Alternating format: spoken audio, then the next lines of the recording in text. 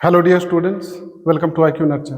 पिछले क्लास में हम लोग डिस्कस कर रहे थे कॉन्सेप्ट ऑफ लिमिटिंग रिएजेंट। हम लोग कौन सा टॉपिक कर रहे हैं? टॉपिक कर रहे हैं हम लोग स्टोइकियोमेट्रिक कैलकुलेशंस, जिसमें हमने एक कॉन्सेप्ट देखा था, concept of limiting reagent. Concept of limiting reagent को मैंने एक एग्जांपल के थ्रू, बहुत ही इंटरेस्टिंग एग्जांपल के थ्रू मैंने आपको समझाया था कि कॉन्सेप्ट ऑफ लिमिटिंग रिएजेंट होता क्या है, जिसमें मैंने बात की थी कि मैंने अपनी गर्लफ्रेंड का एग्जाम्पल दिया था।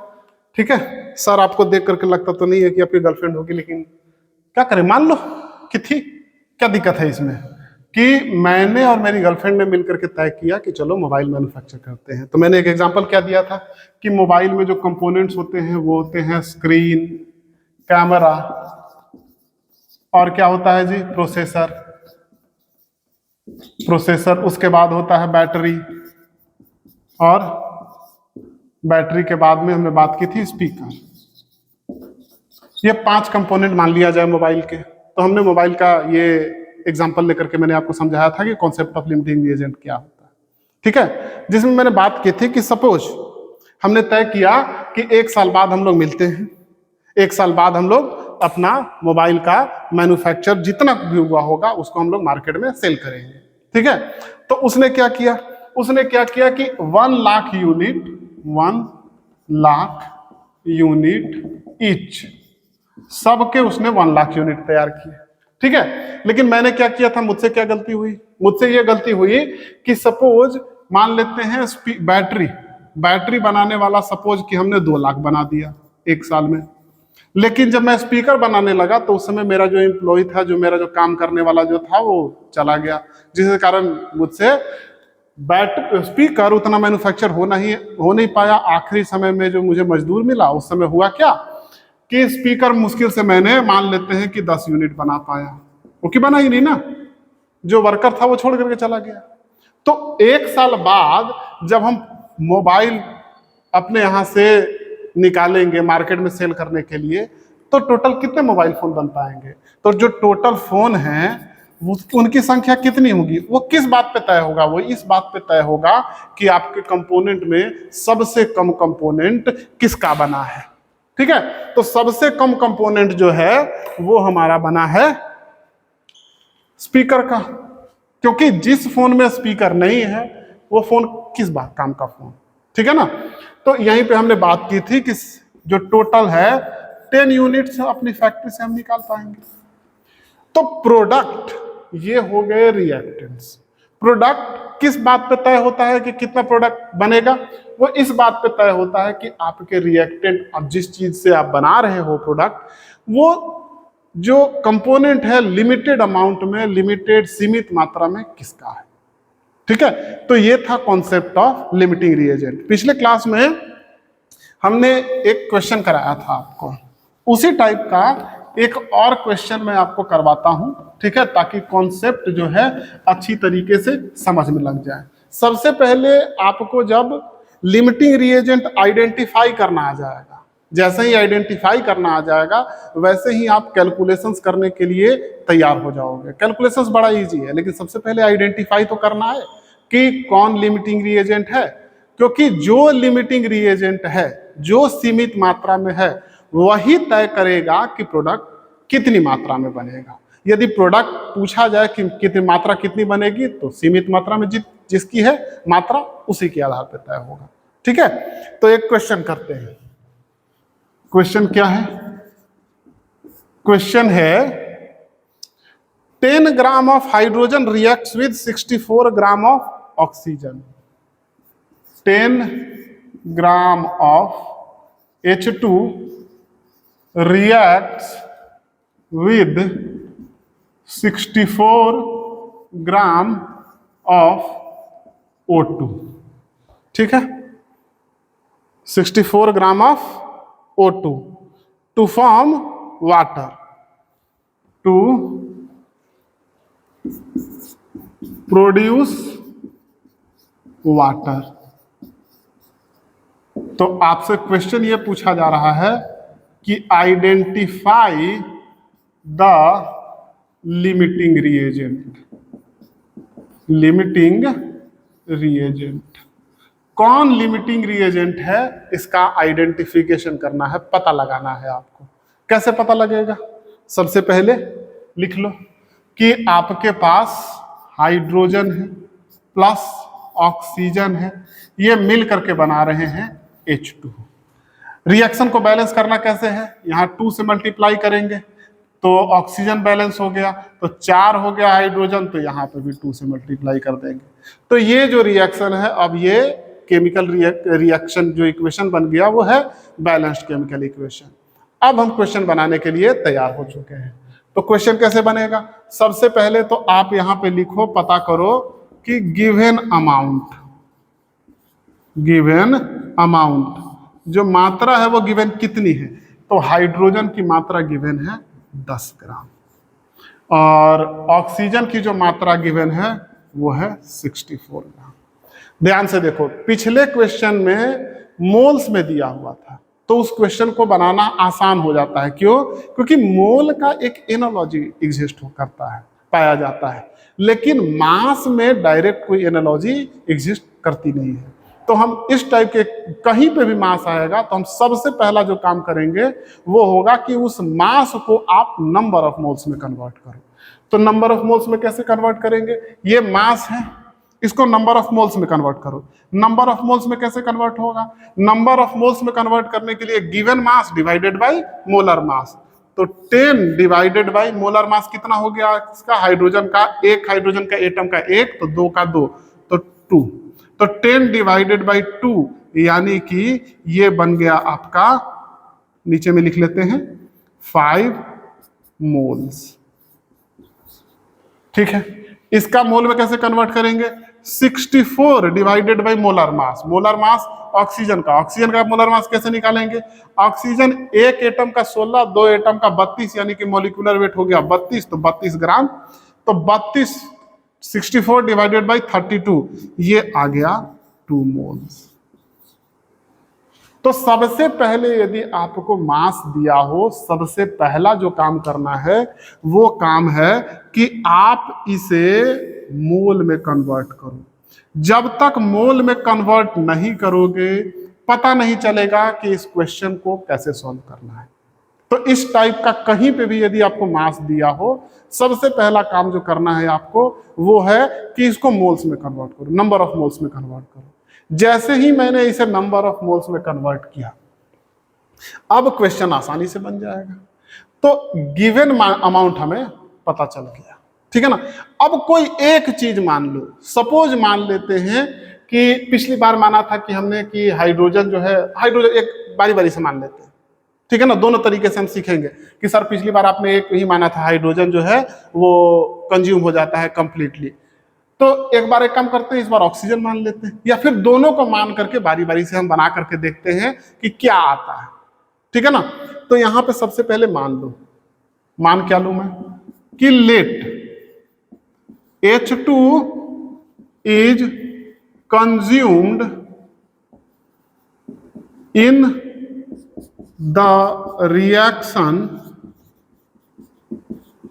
completely। H2 जो है पूरी तरीके से रिएक्शन में कंज्यूम हो जाता है। कंज्यूम हो जाता है कहने का मतलब क्या है, खत्म हो जाता है, मान लिया हम। तो H2 की मात्रा है कितनी, H2 की मात्रा है 5 मोल्स, ठीक है, कोई बात नहीं। तो 5 मोल पूरा का पूरा खत्म हो गया, तो कंज्यूम्ड अमाउंट मैं निकालना चाहता हूं। कंज्यूम्ड अमाउंट, कितनी मात्रा खत्म हुई है वो निकालना चाहता हूं मैं। तो 5 मोल था, 5 मोल खत्म हो गया, तो ठीक है। तो इसका कंज्यूम्ड अमाउंट कितना है, 5 मोल्स। ऑक्सीजन का कंज्यूम्ड अमाउंट कैसे पता चलेगा, ऑक्सीजन का कंज्यूम्ड अमाउंट पता चलेगा मोलर एनालॉजी से। कैसे, ध्यान से देखो, 2 मोल जब H2 रिएक्ट करता है तो साथ में 1 मोल O2 रिएक्ट करता है। यहां पे मतलब 2 मोल यदि तो 1 मोल ही है, यानी कि ये हाफ, आधा रिएक्ट करता है। इसकी जितनी भी मात्रा है उसका आधा, हाफ। तो 5 मोल है तो इस ये कितना होगा, हाफ, इसकी मात्रा का हाफ। हाफ मतलब 2.5 मोल, 2.5 मोल, ठीक है। ये कैसे पता चला? यही तो मैं इसी की तो बात कर रहा हूं कि मोलर एनालॉजी से पता चलेगा। कैसे? मोलर एनालॉजी क्या कहता है कि 2 moles of H2 reacts with 1 mole of H2 O2 sorry 2 moles of H2 reacts with 1 mole of O2। तो 1 mole of H2 reacts with कितना? 1/2 आधा। तो 5 moles ऑफ कितना? 2.5। इसको मैं थोड़ा सा डिटेल में समझाता हूं, मोलर एनालॉजी वाला थोड़ा सा यहां पे मैं करके आपको दिखाता हूं, ठीक है ना? कि since 2 moles of H2 reacts with 1 mole of O2, यही है मोलर एनालॉजी, है ना? तो एक एक नियम है ना, therefore 1 mole of H2 reacts with 1 divided by 2 mole of O2। तो यहां पे कितना है कंज्यूम, कितना हुआ है? 5 moles। तो 5 moles of H2 reacts with 1/2 गुने 5, तो ये कितना हो गया? 2.5 मोल नहीं आंसर आया। इसी चीज को मैंने डायरेक्ट यहां लिख दिया है, ठीक है? इस चीज को ध्यान से समझो, ये एक एक नियम है यूनिटरी मेथड, ये हम लोग बचपन से करते आ रहे हैं, ठीक है ना? तो यदि ये चीज समझ लगती है तो इसी चीज को डायरेक्ट मैंने यहां लिखा है कि 2 मोल से 1 मोल रिएक्ट करता है, यानी कि आधा, हाफ। तो 5 मोल ने टोटल रिएक्ट किया, रिएक्शन में पार्टिसिपेट किया, तो इसका हाफ 2.5 मोल रिएक्ट करेगा, कंज्यूम होगा, खत्म होगा, ठीक है ना? यदि ये बात समझ लग जाती है तो फिर अब आगे चलते हैं। ये समझ लग गया कि कंज्यूम कितना होगा, है ना? तो जब समझ लग गया कि कंज्यूम कितना होगा, तो दिया हुआ मात्रा इतना था, कंज्यूम इतना हो गया, तो अब जो रिमेनिंग है, बचा हुआ है, रिमेनिंग अमाउंट, ये पता करो। रिमेनिंग अमाउंट क्यों पता करते हैं हम?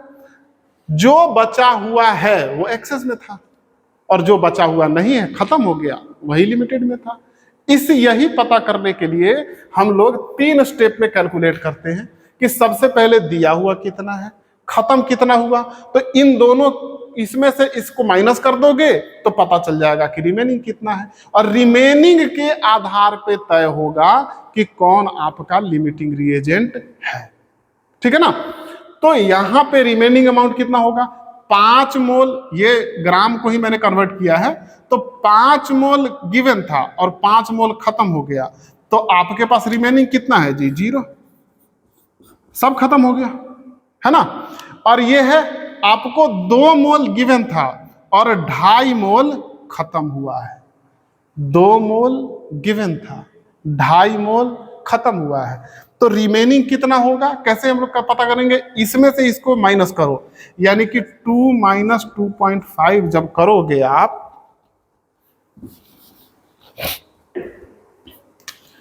टू माइनस 2.5, तो ये आएगा माइनस में 0.5। इसका क्या मतलब?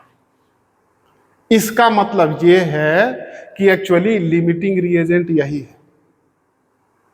इसको समझने के लिए अब हम इसको दूसरे तरीके से सॉल्व करेंगे। सॉल्व किस तरीके से करेंगे? पहली बार हमने इसको ऐसा देखते हैं 0 मोल, ये खत्म हो गया, नहीं, ये खत्म होने से पहले ये खत्म हो चुका था, तभी ये माइनस में आ रहा है, ठीक है ना? इसे समझने के लिए एक काम करो, हाइड्रोजन को हमने मान लिया था ना कि कंज्यूम हो जाता है कंप्लीटली, अब एक बार मान लेते हैं हम कि O2 कंज्यूम हो रहा है कंप्लीटली, ठीक है ना? इसको मैं यहां मिटा देता हूं। तो मान लेते हैं कि H2 नहीं, O2 कंज्यूम हो रहा है मेरा रिएक्शन में कंप्लीटली, ठीक है ना?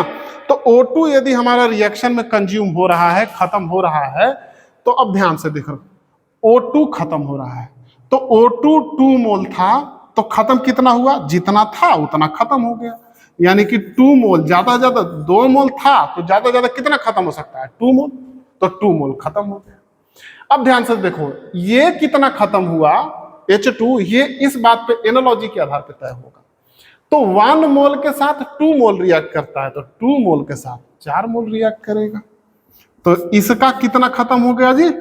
4 मोल्स, डबल ना, 1 के साथ 2 तो 2 के साथ 4, ठीक है ना। अब हम निकालेंगे रिमेनिंग अमाउंट। तो रिमेनिंग अमाउंट कैसे निकालेंगे जी? रिमेनिंग अमाउंट निकालेंगे कि ये था, इसमें से इसको माइनस कर दो। 5 था गिवन, 4 खत्म हो गया, तो बचा कितना? 1 मोल। और यहां पे 2 मोल था, 2 मोल में से 2 मोल खत्म हो गया, बचा कितना? 0 मोल्स, 0 मोल। तो अब ध्यान से देखो इस चीज को, ऑक्सीजन खत्म हो गया, हाइड्रोजन बचा हुआ है। रिमेनिंग अमाउंट बचा हुआ किसका है? हाइड्रोजन का। तो जो बचा हुआ है वो तो आपका लिमिटिंग रिएजेंट नहीं हुआ ना, जो खत्म हो गया है वो ना लिमिटेड अमाउंट में था, जो बचा हुआ है वो तो एक्सेस अमाउंट में है, ठीक है ना। तो ये आपका इस केस में oxygen is your limiting reagent. जो पिछला क्वेश्चन हमने किया था उस क्वेश्चन में हाइड्रोजन हमारा लिमिटिंग रिएजेंट आया था, इस केस में ऑक्सीजन हमारा लिमिटिंग रिएजेंट आएगा। लिमिटिंग रिएजेंट रिएक्टेंट्स में से देखते हैं, प्रोडक्ट्स में से नहीं। तो 2 रिएक्टेंट है, दोनों रिएक्टेंट में सबसे पहले हमने ये देखा कि गिवन अमाउंट कितना है। तो गिवन अमाउंट है, ये ग्राम में दिया हुआ था, तो ग्राम में बात बनेगी नहीं कैलकुलेशंस में। कैलकुलेशंस यदि स्टोइकियोमेट्रिक कैलकुलेशंस करनी है तो सबसे पहले उसे मोल में कन्वर्ट करो, यही तरीका है। और ये तरीका अपनाओगे तो आपके सारे के सारे सवाल इजीली बन जाएंगे, ठीक है ना। तो सबसे पहले मैंने इसे मोल में कन्वर्ट किया, तो 10 ग्राम 5 मोल आया, 64 ग्राम 2 मोल आया। तो जैसे ही अब हमें मोल्स आ गया, तो ये है गिवन नंबर ऑफ मोल्स। तो गिवन इतना है, मान लेते हैं कि O2 कंप्लीटली कंज्यूम हो जाता है, तो O2 कम जितना था उतना खत्म हो गया। 2 मोल था, 2 मोल खत्म हो गया, अब बचा ही नहीं कुछ भी। अब एक के साथ ये कितना कंज्यूम होगा, ये कैसे पता चलेगा? ये पता चलेगा कि 1 के साथ 2 कंज्यूम करता है, तो 2 के साथ 4 कंज्यूम होगा, तो 4 मोल्स H2 का कंज्यूम होगा। अब हम रिमेनिंग अमाउंट निकालेंगे। रिमेनिंग अमाउंट कैसे निकलेगा? इसमें से जो आपने दिया हुआ गिवन, उसमें से जो कंज्यूम हुआ है उसे माइनस कर दो। तो 5 - 4 1 मोल, 2 - 2 0 मोल। तो यहां कंज्यूम कौन हो गया? ये कंज्यूम हो गया, तो जो खत्म हो गया वही आपका लिमिटिंग रिएजेंट है। और ये हम कैलकुलेट पता क्यों कर रहे हैं? क्योंकि लिमिटिंग रिएजेंट ही तय करेगा कि प्रोडक्ट की मात्रा कितनी बनेगी, अमाउंट ऑफ प्रोडक्ट कितना होगा, ठीक है ना। यहां पे जब मैंने देखो, ये एक तरीके से मान लेते हैं, देखो किसी एक को मानोगे कि वो कंज्यूम हो गया, तो दूसरे वाला या तो पॉजिटिव में कुछ बचा हुआ होगा, या तो हमने जब H2 को माना था कंज्यूम हो जाता है कंप्लीटली, तो O2 की मात्रा माइनस में आई थी, ठीक है ना। तो ध्यान से देखो, यदि कोई एक मान लिया यदि कि कंज्यूम हो जाता है और दूसरा वाला कुछ बच जाता है, इसका मतलब यह है कि जो कंज्यूम हुआ वो आपका लिमिटिंग रिएजेंट और जो बचा हुआ है वो एक्सेस में। इसको माना कंज्यूम हो गया है कंप्लीटली, तो इसकी मात्रा आई निगेटिव में, इसका मतलब ये हुआ कि इसके कंज्यूम होने से पहले, खत्म होने से पहले ये खत्म हो गया था, तो इसका मतलब ये हुआ निगेटिव में इसकी मात्रा आई थी, तो इसका मतलब ये हुआ कि यही लिमिटिंग रिएजेंट है। तो चाहे किसी भी तरीके से इसको देखो, आपको पता चल जाएगा कि लिमिटिंग रिएजेंट कौन है, ठीक है ना। लिमिटिंग रिएजेंट पता करने के लिए आपको करना क्या है? Remaining amount. जैसे ही रिमेनिंग अमाउंट, जो बचा हुआ मात्रा पता चल जाएगा, तो आपको पता चल जाएगा कि लिमिटिंग रिएजेंट कौन है। और रिमेनिंग अमाउंट निकालने के लिए आपको ये 2 चीजें पहले पता करनी पड़ेगी। पहले पता क्या करनी पड़ेगी? कि गिवन कितना है। फिर दूसरी चीज ये पता करनी पड़ेगी कि कंज्यूम, खत्म कितना हुआ। दिया हुआ था इतना, खत्म हुआ इतना, तो दोनों में से माइनस कर दोगे तो आपका रिमेनिंग अमाउंट निकल आएगा, ठीक है। इस टाइप के क्वेश्चन को सॉल्व करने का यही तरीका है। और यदि आप एक बार सीख जाते हो अच्छी तरीके से कि किस तरीके से जो है लिमिटिंग रिएजेंट का पता लगाना है, देन प्रोडक्ट की मात्रा निकालना बहुत ही आसान काम, वेरी इजी वर्क, ठीक है ना। लेकिन सबसे पहले यही डिफिकल्ट जॉब है पता करना कि लिमिटिंग रिएजेंट है कौन। और ये चीज पता करने के लिए मैंने आपको 3 स्टेप में सिखाया है कि सबसे पहले गिवन कितना है वो पता करो, खत्म कौन कितना हुआ है वो पता करो, रिमेनिंग क्या है वो पता करो। और जैसे ही रिमेनिंग पता चल जाएगा, वैसे ही आपको पता चल जाएगा कि लिमिटिंग कौन है, 3 स्टेप में करोगे, जाओगे, इजिली आपको पता चल जाएगा। ठीक है ना।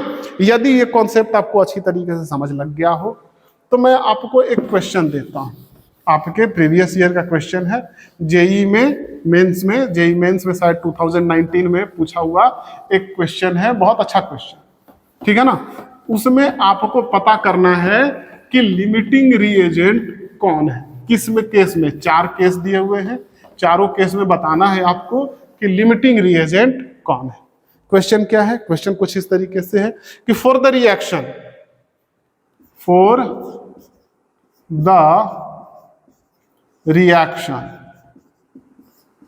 क्या है जी? रिएक्शन गिवन है N2 + 3H2 giving 2NH3, N2 + 3H2 giving 2NH3। इसका मतलब ये होता है कि ध्यान से देखो, ये एक्चुअली बैलेंस केम के लिए क्वेश्चन दिया हुआ है। ठीक है ना, कोई बात नहीं। तो इस रिएक्शन के लिए, for the reaction identify hydrogen as a limiting reagent, identify hydrogen as the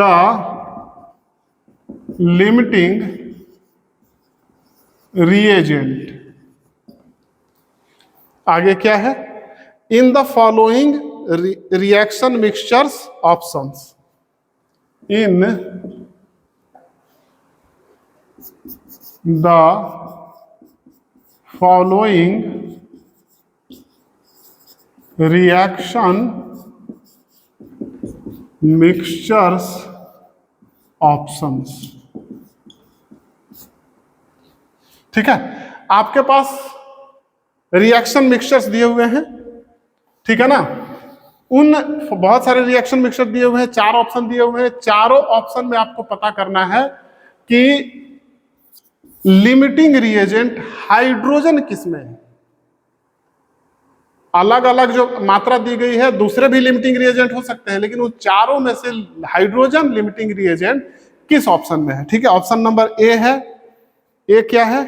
56 gram of N2, 56 gram of N2 and 10 gram of H2, 10 gram of H2। Option number A. Option number B क्या कहता है? B कहता है 35 gram of N2, 35 gram of N2 and 8 gram of H2, 8 gram of H2। Option number C है। Option number C क्या कहता है? 14 gram of N2, 14 gram of N2 and 4 gram of H2। Option number D है। D क्या है? 28 ग्राम of N2,